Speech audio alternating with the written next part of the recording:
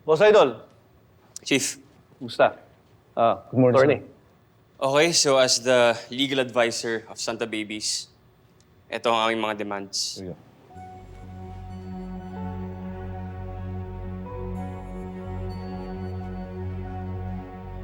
Itong Witness Protection Program, included talaga to sa mabibigyan naming privileges sa kanila. As long as nagkakaintindihan tayo na magbibigay sila ng impormasyon tungkol sa corruption dito sa Calabari. Oo naman, Chief. But before we get there, kailangan muna namin yung second request namin. Non-prosecution agreement. Kailangan ko pang ipaliwanag to sa prosecutor's office.